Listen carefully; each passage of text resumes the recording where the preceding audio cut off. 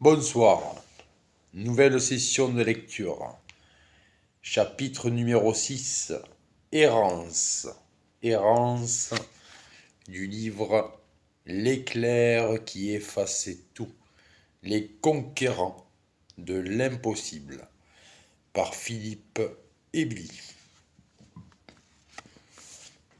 Chapitre 6, Errance.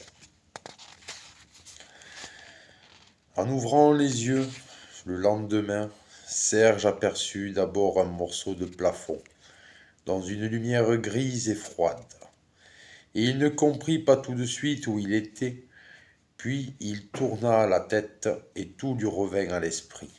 Xolotte, qui venait de s'asseoir sur le matelas, se grattait le crâne en bâillant, on entendait des murmures confus dans les pièces voisines. Le vieil homme était déjà debout et tout prêt à s'en aller, semblait-il. Pendant un bref instant, Serge espéra qu'il allait leur offrir un morceau de pain avant leur départ. Mais la chambre ne contenait pas de provisions. Serge et Xolotte apprirent, ce matin-là, que les Romains se levaient au point du jour et se passaient de petit déjeuner. Tout de suite, le vieillard sortit de la chambre et descendit l'escalier qu'il avait monté au début de la nuit. En le suivant, les deux garçons purent voir tout ce que l'ombre leur avait caché la vieille.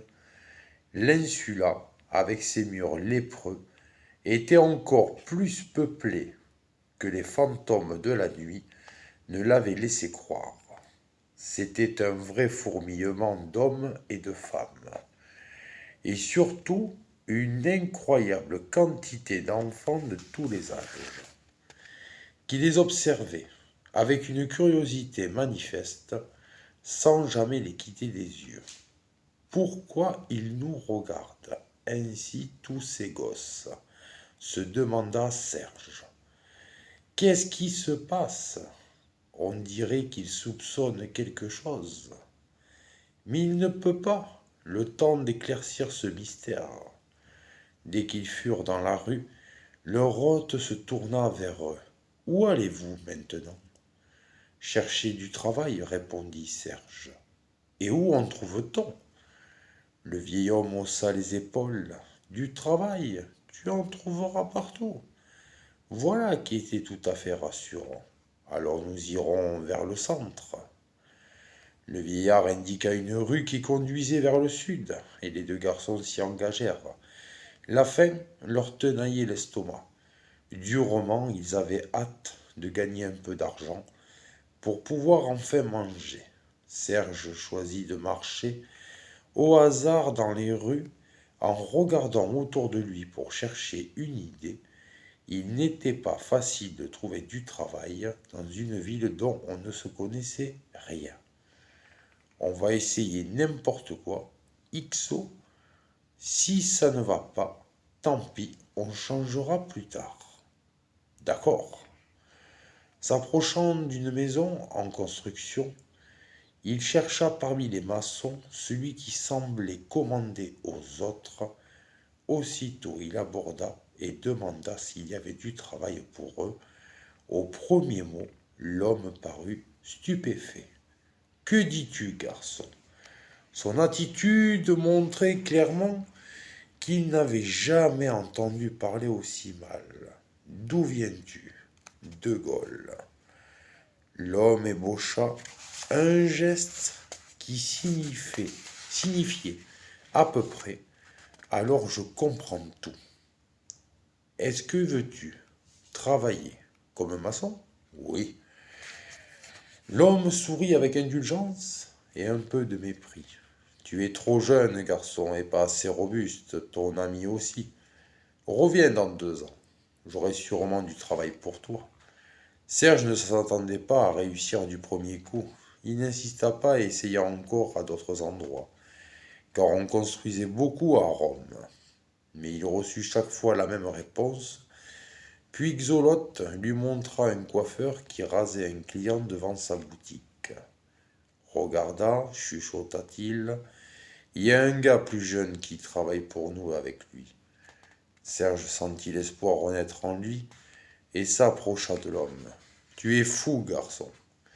Crois-tu que c'est facile de raser les gens? C'est à 12 ou 13 ans qu'on commence le métier, pas plus tard. Et vous avez plus que ça tous les deux, rien à faire. L'apprenti s'était arrêté de travailler et les regardait en riant, comme s'il s'amusait beaucoup.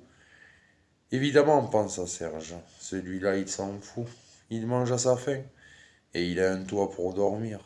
Une fois de plus, ils n'insistèrent pas et s'éloignèrent. Zut, bougonna Serge. Là-bas, nous étions trop jeunes.